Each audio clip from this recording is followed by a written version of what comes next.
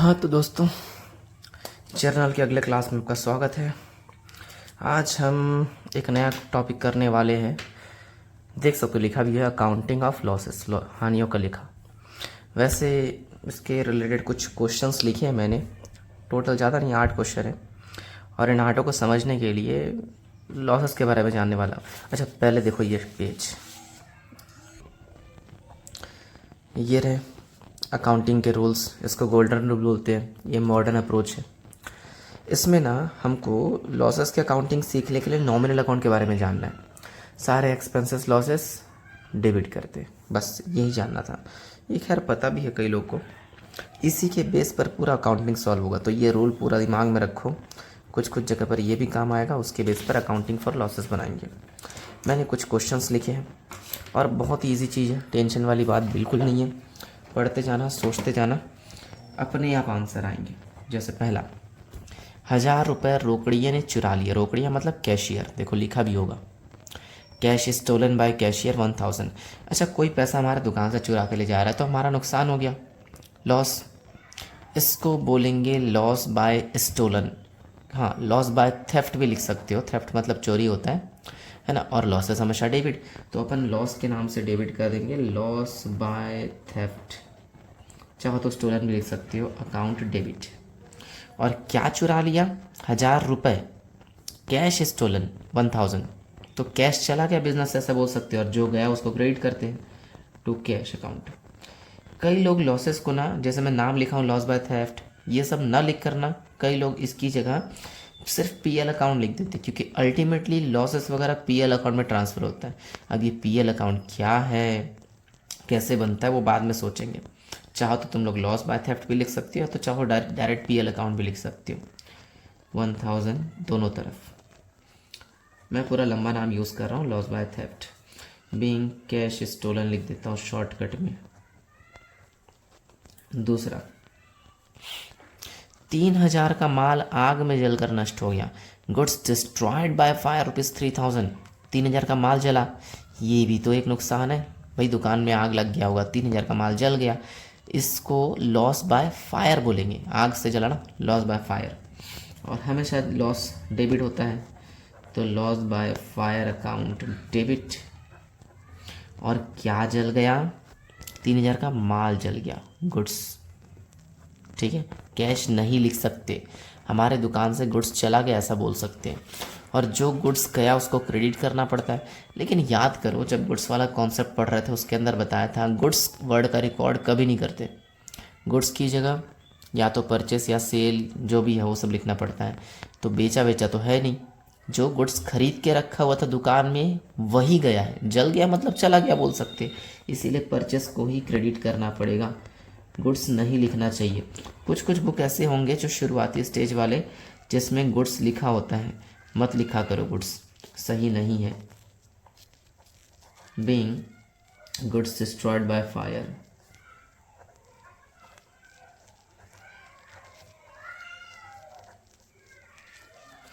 Third, level बढ़ते जाएगा धीरे धीरे, क्वेश्चन की तरफ ध्यान देना। 4000 का माल आग में जलकर नष्ट हो गया और बीमा कंपनी ने 3200 का दावा स्वीकार किया। इंग्लिश पढ़ के देख लो। Goods destroyed by fire ₹4000 and insurance company admitted claim for ₹3200। क्या हुआ है, हमारे दुकान में आग लग गया, माल जल गया पूरा 4000 का, लेकिन सामने से इंश्योरेंस कंपनी आई, उनको बुलाया, अपन क्लेम व्लेम किए, तो उन लोग बोलते हैं हम 3200 रुपये का क्लेम एडमिट करते, 3200 रुपये का क्लेम स्वीकार करते हैं। मतलब इंश्योरेंस कंपनी हमें 3200 देगा, दिया नहीं है, एक्सेप्ट बस किया है कि देगा। तो इंश्योरेंस कंपनी हमें पैसा देने वाला है, जो पैसा हमें देता है वो डेटर। डेटर हमारा एसेट्स होता है और एसेट्स को डेबिट करते, याद आ रहा है कुछ, एसेट्स को डेबिट करते हैं कॉन्सेप्ट। इंश्योरेंस कंपनी हमें पैसा देगा, वो डेटर, और डेटर को डेबिट करते अपन। तो इंश्योरेंस कंपनी को डेबिट कर देंगे। और हमारा एक्चुअली कुछ, इसको पढ़ के देखो, नुकसान हुआ है 800 रुपये का। 4000 का माल जल गया, लेकिन 3200 रुपये का क्लेम तो मिल गया ना, यानी नुकसान सिर्फ 800 का है। तो लॉस बाय फायर भी लिखेंगे, लेकिन सिर्फ 800। Loss by fire account debit. देखो, इंश्योरेंस कंपनी 3200 डेबिट किया, डेबिट कर दिया 3200, लॉस हुआ है 800, ये भी डेबिट कर दिए क्योंकि लॉसेस हमेशा डेबिट। और माल जला, जैसे सेकंड पॉइंट में देखो टू परचेस लिखे थे, वही रीज़न के साथ अपन परचेस को यहाँ पे क्रेडिट कर सकते हैं। टू परचेस अकाउंट पूरा 4000। नरेशन भाई, goods destroyed and insurance company admitted claim. Goods destroyed and claim recorded लिख देता हूँ। चलो फोर्थ, अच्छा थर्ड और फोर्थ लगभग सेम है, ध्यान से सुनना। 5000 का माल आग में जलकर नष्ट हो गया। बीमा कंपनी ने 4500 का दावा स्वीकार कर राशि का भुगतान किया। राशि का भुगतान किया एंड कैश रेमिटेड, इंग्लिश में goods destroyed by fire 5000, insurance company admitted claim. यहाँ तक तो ठीक है, पिछले क्वेश्चन की तरह सेम। हाँ, लेकिन एंड कैश रेमिटेड, राशि का भुगतान किया, ये बस नया दे दिया है। देखो सेम वही क्वेश्चन है, 5000 का माल जल गया तो 5000 का गुड्स चला गया बोल सकते हैं, चला गया तो पक्का इसको क्रेडिट करेंगे। लेकिन इंश्योरेंस कंपनी से हमको 4500 का क्लेम मिला और 4500 रुपये मिल भी गया, राशि का भुगतान किया इंश्योरेंस कंपनी ने हमको, हमें पैसे मिले, तो पूरा सेम आंसर होगा। लेकिन इंश्योरेंस कंपनी का नाम नहीं लिखेंगे, इसकी जगह कैश मिल गया, कैश लिख देंगे। हमारे पास कैश आया तो कैश अकाउंट डेबिट, कैश आया, कैश अकाउंट डेबिट, कैश आया 4500। 5000 का माल जला, 4500 का कैश मिल गया इंश्योरेंस कंपनी से, यानी 500 का बस नुकसान है। नुकसान को तो लॉस बाय फायर बोलते, तो लॉस बाय फायर अकाउंट भी डेबिट। और माल जला तो हमेशा की तरह परचेस को क्रेडिट कर देंगे। 500 का नुकसान, 5000 यहाँ क्रेडिट साइड, वही नरेशन। गुड्स डिस्ट्रॉयड, जितना शॉर्टकट में हो सके नरेशन लिखने की कोशिश किया करो। मैं कोशिश तो करता हूँ लेकिन फिर भी लंबा हो जाता है। Goods destroyed and cash receive against claim.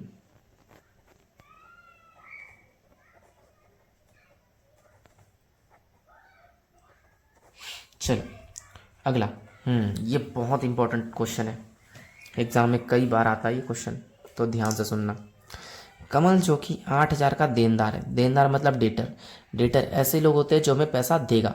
हो सकता है मैंने कमल को पहले सामान बेचा था, वो उससे पैसा लेने वाला हूँ मैं, मतलब कमल मुझे पैसा देगा, हमें देने वाला देनदार, ठीक है।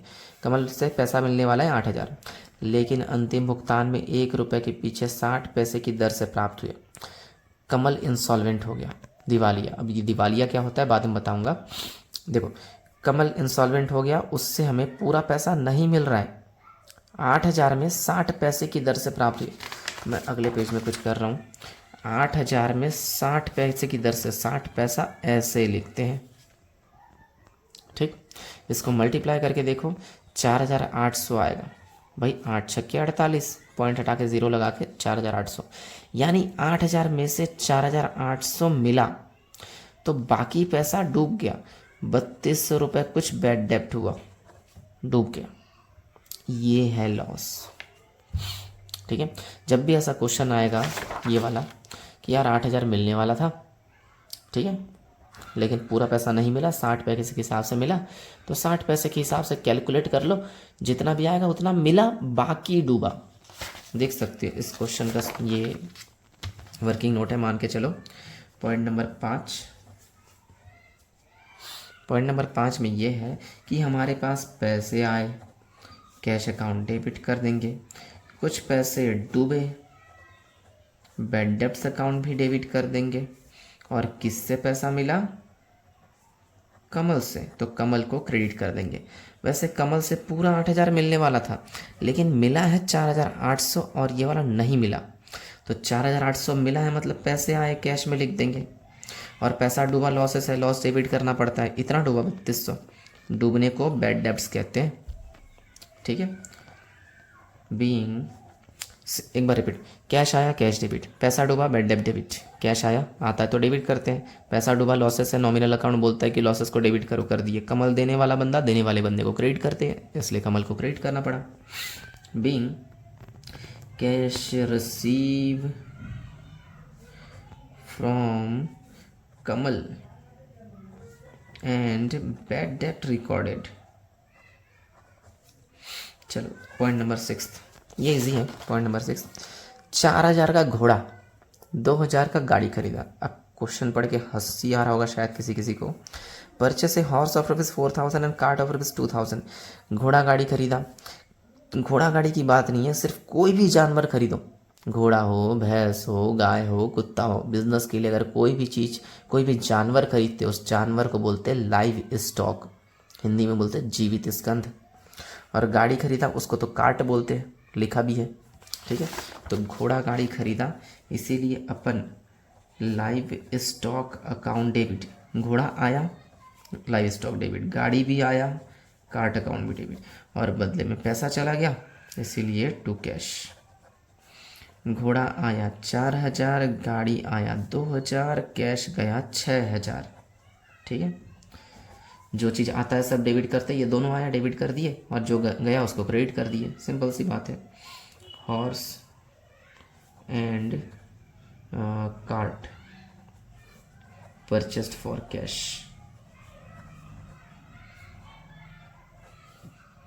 Point number 7, point number 7 is ये, घोड़ा मर गया।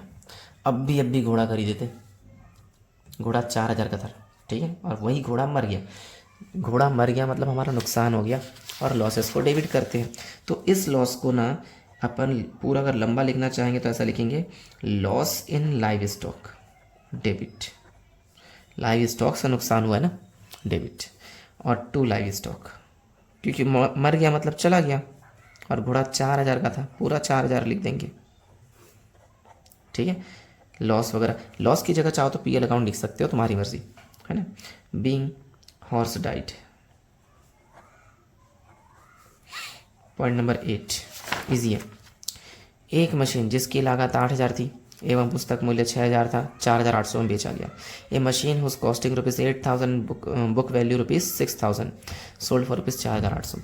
इस क्वेश्चन में ये देखना कि यार कॉस्टिंग से हमें कोई मतलब नहीं है, मतलब कॉस्टिंग का मतलब लागत। हमने पहले खरीदे थे 8,000 की मशीन, लेकिन उसकी वैल्यू आज 6,000 है, तो आज का वैल्यू पकड़ो ना, पहले वाला काहे पकड़ते हो। तो उसको छोड़ दो 8,000 को, 6,000 का मशीन है मान के चलो, उसको बेच रहे 4,800 में, कम में बेचा पक्का लॉस है, 1,200 का लॉस हुआ है। 6,000 का चीज़ 4,800 में बेचा, माइनस करके देख लो, 1,200 का लॉस है। हम जानते हैं लॉस को डेबिट करना पड़ता है, कर लेंगे। लॉस ऑन सेल ऑफ, क्या था, फर्नीचर की machine, loss on sale of machine debit. चाहो तो इतने लंबे लिखने की जगह पीएल अकाउंट लिख सकते हो, और बेचे तो पैसे भी आए, कैश अकाउंट डेबिट, और मशीन चला गया, जो गया उसको क्रेडिट कर लेना।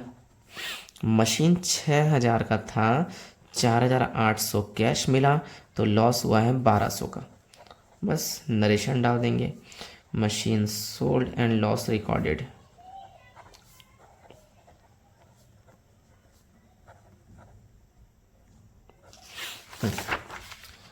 ये रहा सारा सॉल्यूशन, एक बार स्क्रीनशॉट ले लो या लिख लो जो भी है। ये रहा आधा। नेक्स्ट क्लास में कुछ अपन नया सीखने वाले हैं। ये वाला वर्किंग नोट 5वें नंबर के लिए। वर्किंग नोट किसी भी तरीके से बना सकते हो, तुम्हारी मर्ज़ी, मैंने इस तरीके से बनाया है।